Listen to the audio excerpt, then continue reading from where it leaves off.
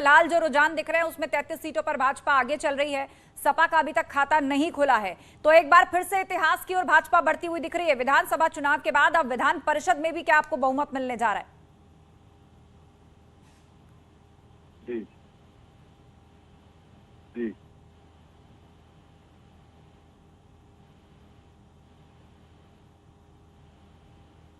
Sir, क्या आप तक हमारी आवाज पहुंच रही है? जी जी पहुंच रही जी, है। इस जीत का क्रेडिट आप किसको देंगे? माननीय प्रधानमंत्री जी के मार्गदर्शन में और माननीय योगी जी के नेतृत्व में संपूर्ण भारतीय जनता पार्टी का जो नेतृत्व वर्ग है उसके अथक प्रयासों के कारण पूरा प्रदेश भाजपा में हो गया है और ये 27 में से 24 सीटों पर भारतीय जनता पार्टी आगे चल रही है, जो एक नया इतिहास रचने जा रहा है। और इसके साथ हम उम्मीद करते हैं कि जिस हिसाब से भारतीय जनता पार्टी बढ़ रही है, आने वाले लोकसभा के चुनाव में भारतीय जनता पार्टी को 400 सीटों से कम नहीं मिलेंगी। जिस प्रकार से अटूट विश्वास माननीय प्रधानमंत्री जी के ऊपर, योगी जी के ऊपर लोगों का है।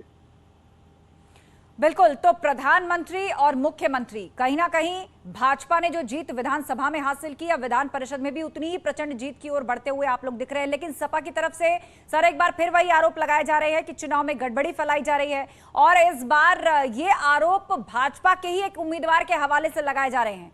उन्होंने चुनाव हारने पर आरोप लगाया कि जेल से चुनाव प्रभावित करने की कोशिश हुई है। इसमें कोई दम नहीं है। इस आरोप में पूरी तरह से निष्पक्ष चुनाव हुए हैं और हर हालत में जो लोगों का विश्वास, जनता का विश्वास भारतीय जनता पार्टी के प्रति लगातार बढ़ रहा है। हमारे नेतृत्व के प्रति लगातार लोगों का विश्वास, भरोसा बढ़ा है। इसी का ये परिणाम है, इतनी बड़ी जीत मिल रही है।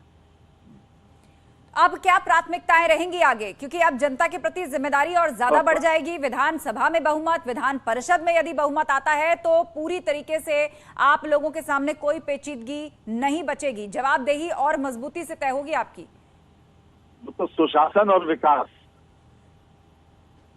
बेहतर तरीके से कानून व्यवस्था, सुशासन और विकास, यही एजेंडा है।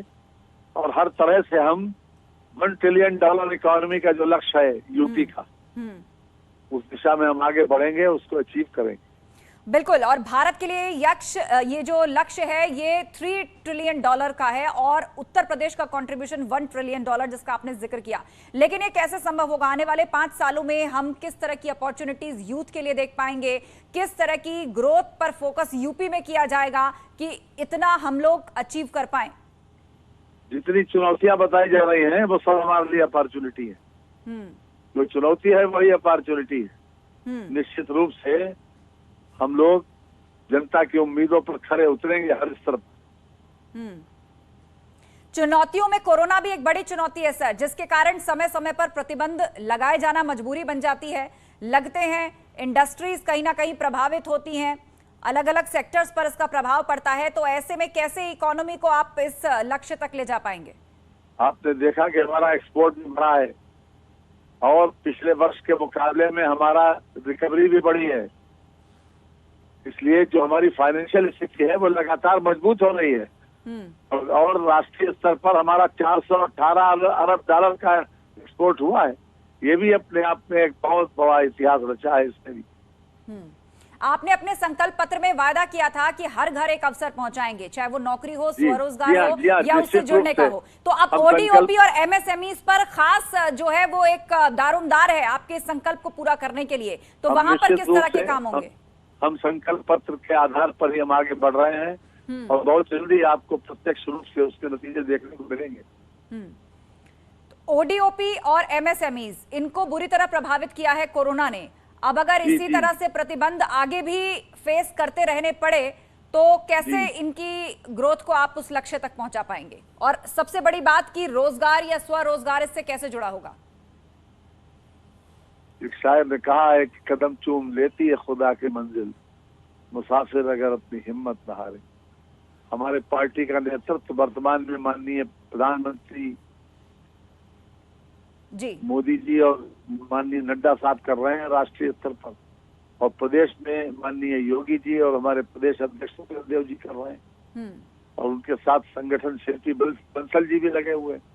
इन लोगों का बहुत बड़ा विश्वास है जनता को, और ये जनता का विश्वास ही हमारे लिए संबल है, और हम निश्चित रूप से अपने लक्ष्य को प्राप्त करेंगे।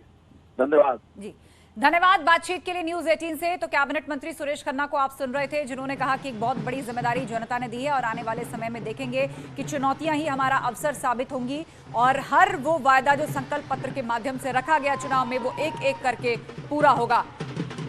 और फिलहाल जीत के जश्न की तस्वीरें आपके स्क्रीन पर। बड़ी जीत की तरफ भाजपा विधान परिषद चुनाव में भी लगभग 40 साल बाद ऐसा फिर होने जा रहा है। विधानसभा में भी बहुमत के साथ भाजपा और विधान परिषद में भी अब बहुमत जैसी स्थिति बनती हुई दिख रही है। महत्वपूर्ण बात यह है कि समाजवादी पार्टी का अभी तक खाता नहीं खुल पाया है और अन्य यानी निर्दलीय 3 सीटों पर आगे चल रहे हैं। भाजपा लगातार 33 सीटों पर बढ़त बनाए हुए है। एक एक करके विक्ट्री की भी खबरें आने लगी है। ज्यादातर जहां चुनाव में जीत हुई है वहां पर भी भाजपा के ही उम्मीदवार अपना परचम लहराते हुए दिख रहे हैं। सपा का अभी तक खाता नहीं खुला है और 3 पर निर्दलीय आगे हैं और 2 के जीत की भी कंफर्मेशन आ चुकी है। मेरठ गाजियाबाद में भी भाजपा की ही जीत हुई है। बीजेपी के धर्मेंद्र भारद्वाज की जीत हुई है। अयोध्या से बीजेपी के हरिओम पांडे ने जीत हासिल की है।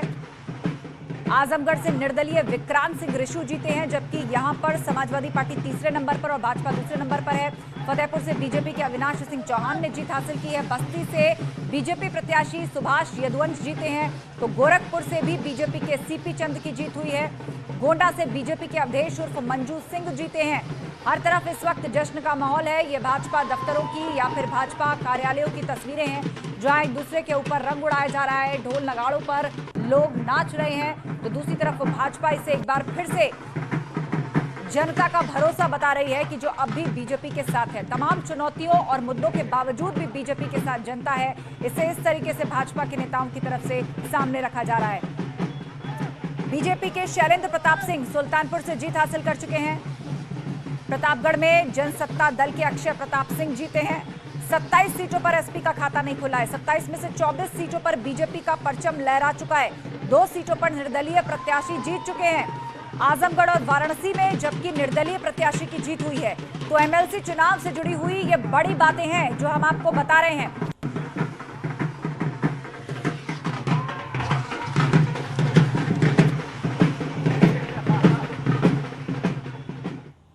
तो चुनाव से जुड़ी हर खबर सबसे पहले आप तक पहुंचाएंगे। एक छोटे से ब्रेक के लिए रुक रहे हैं, कहीं मत जाइएगा।